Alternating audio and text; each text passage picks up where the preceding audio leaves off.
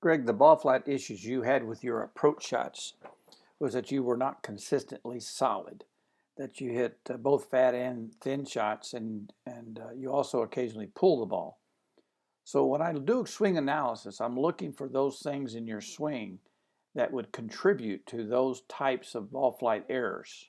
I'm going to compare your swing to Grant Waite, who was a tour player during the 90s. Tiger Woods considered him having one of the best swings in golf.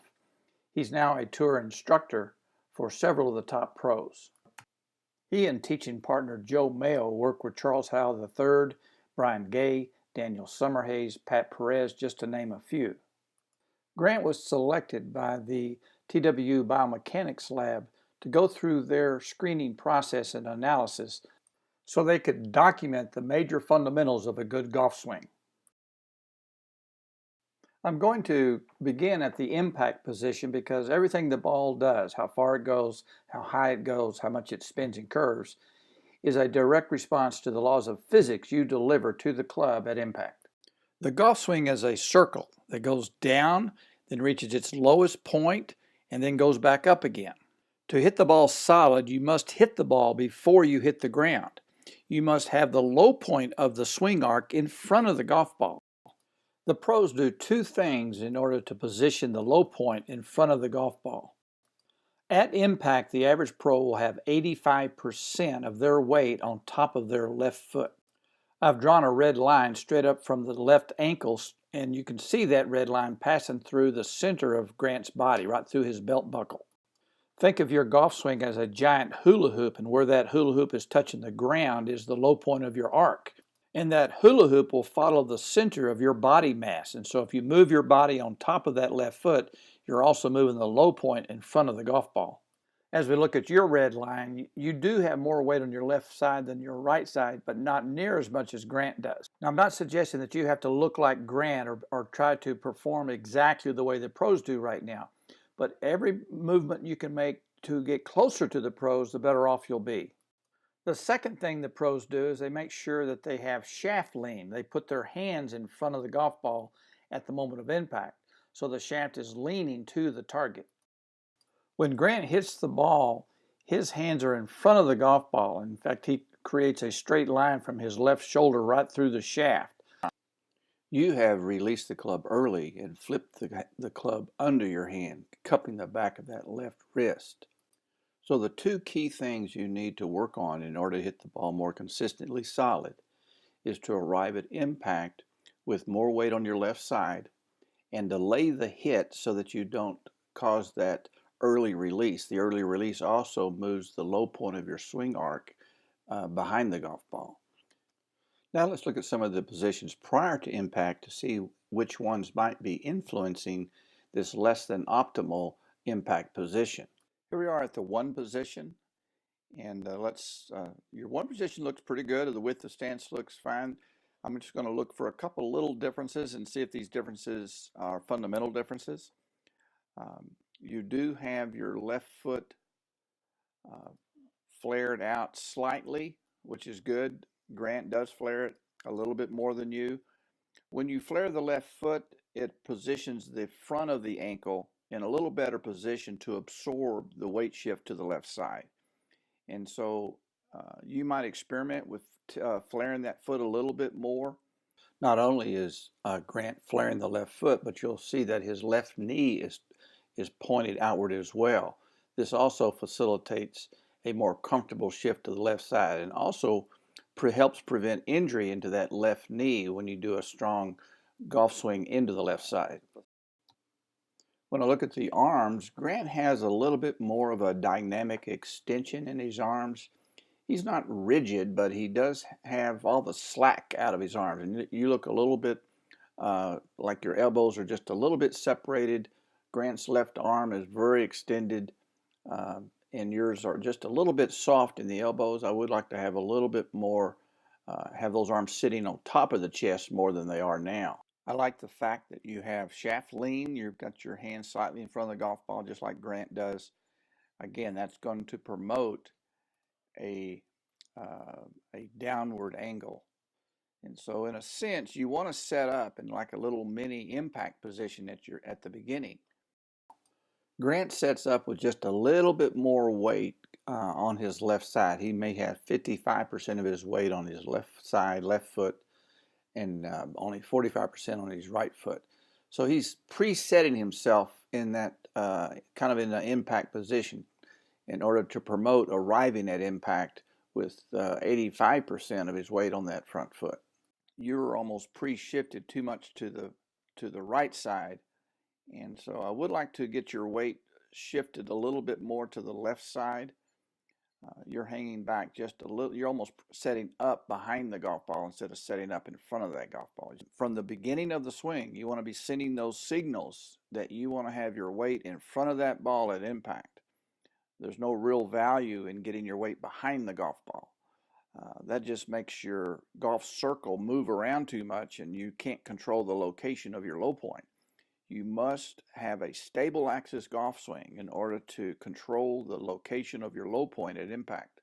Now let's take it back to start the backswing. I'm going to stop it when his left arm gets parallel to the ground. That's called the 3 position. Notice how still he keeps that head in that initial turn. Grant turns his shoulders, rotates his hips, but he does not sway to the right. He has a very stable axis that he rotates around. And that axis is located off his left side. When he gets to the 3 position, he keeps his right knee in front of his right ankle and has a bracing angle so that he can push off in the downswing.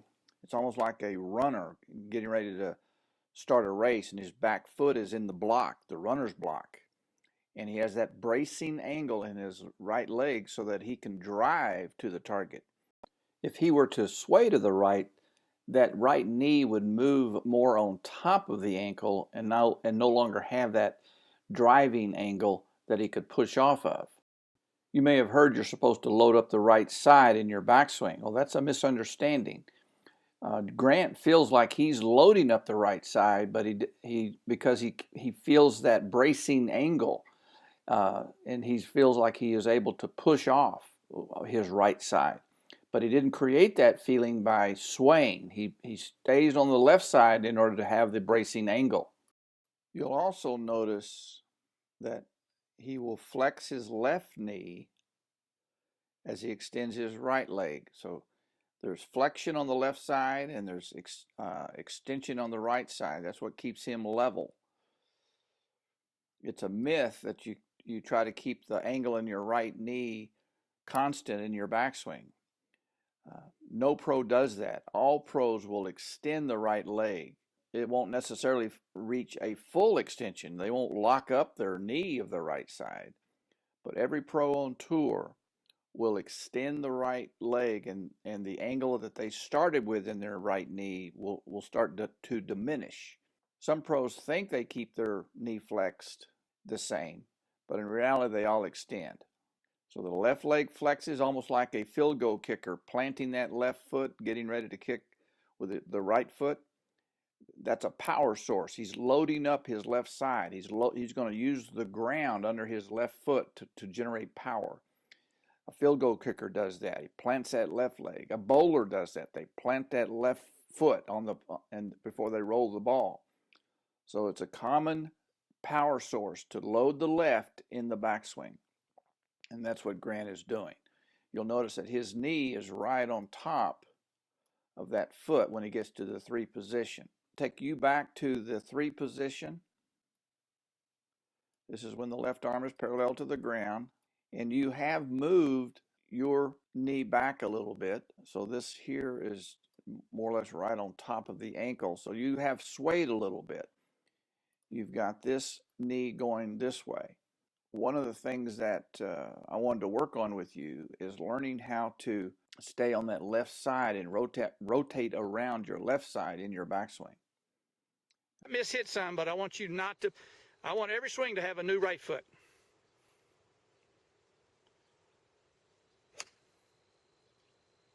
That was a good right foot. Now, I don't know if you probably didn't hit it very well, but I need you to change. That's one. I need you to stabilize your golf circle. I don't want it moving. I want you to have the center of your circle is going to stay stationary. That was solid. On the left was your swing before we started making adjustments, particularly the adjustments of focusing on keeping your weight on the inside of that right foot. Let's take it back to the 3 position. Let's do the new swing where you're trying to stay more to the inside. It's in a very still head. You can see how you have maintained a little bit more weight on that left side. You haven't swayed to and leaned over so much. Your nose is right here versus right here. So you've kept you've kept your head inside that back foot. And then we can also see just this angle here versus here. So you've kept that right knee a little bit more to the inside of the right foot. So that is a good improvement right there. You're stabilizing your circle. You're not letting your golf circle sway to the right. You're simply creating a nice rotation. You've got a good shoulder turn. You've got a good hip turn. But you're doing a little bit better job with your footwork. So all of the work that I want you to do right now in your golf swing is to rebuild how your lower body moves so that you have a stable foundation under your golf swing. As we take it up to the top of the backswing on the left and on the right, you're doing a much better job of what we call covering the golf ball with your chest. You can certainly see how you're keeping this knee still a little to the inside. Here it's moved almost to the outside.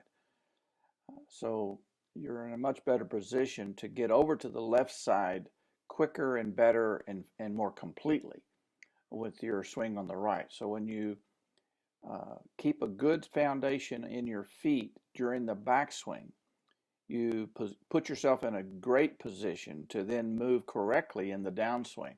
Let's take it to impact now.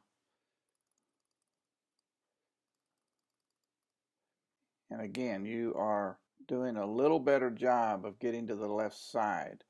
I can see this angle here is a little stronger. That knee is driving a little bit better than here. So there is a big improvement in arriving at impact in a little better position, which means the low point of your swing arc is a little bit more in front of the golf ball on the right than it is on the left. Now there are still some issues with how you release your hands. Now when I'm working with you in person, my eyes can see the lower body's sway to the right, and I worked on that.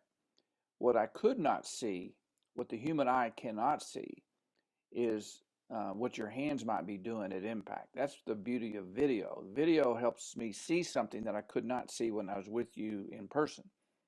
So now that I'm seeing the video, I also know that the big improvement in your ball striking will come after you also learn how to release your hands correctly through the shot. Let's look at Grant's release of the club through impact. I'm going to take it to the 9th position now. This is when the right arm is parallel to the ground. Take you to the 9th position. A little bit of a cast. There's the flip. This here is a key image in that Grant has a nice extension from shoulder to hand. The elbow is fully extended right there. There's no break or bend there. And you have a lot of tension in that arm. You're not really releasing the club properly. One of the key differences that I look for in the 9th position is where the left hand is. Did we keep our elbows close together? Do we have our forearms close together? I can see your left hand above the right hand. With Grant, his left hand is underneath the right hand. So he's fully released that club. He is starting to rehinge the club. Here's his arm, and here's the shaft. So he's starting to rehinge it upward. And you basically have not developed a rehinge, and that's because of the incorrect use of your wrist, and that you're actually not hinging your wrist at the top of the wrist. You're kind of doing it at the back of the wrist. You're cupping more than hinging. And once you learn how to properly release and rehinge, then you'll get more dynamic power, effortless power with the club head. You'll create club head speed without a lot of effort. So you have a lot of good positions. There's certainly more weight on your left side now than your right. We're certainly seeing an angle here. We just need to enhance it a little bit more. You're coming off your back foot. I like that a lot.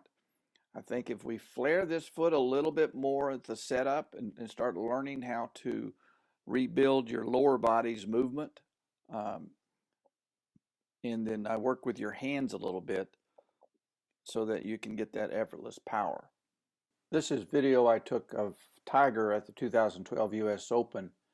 I had the privilege of being able to get inside the ropes with my camera and videotape all the pros. Tiger sets up with a nice extension in both arms. His hands are slightly in front of the golf ball. Let's take him to the 3 position. Here he has a nice extension in that left arm. You can see that he's kept this knee inside that foot. His left hip is still right on top of his left foot. He has not swayed. When he gets to the top, that head has stayed right where it started. You'll see him start to drive. Watch that left hip drive. Watch his legs drive. Push off that back foot. Good full extension, hands in front of his left thigh. Nice straight, elbows close to each other. When he gets to the 9th position, his left hand is underneath the right hand, elbows close to each other. So the position you saw Grant in is the position you'll see all pros in. Nice tall finish. So we just need to work on the lower body and how to release the hands.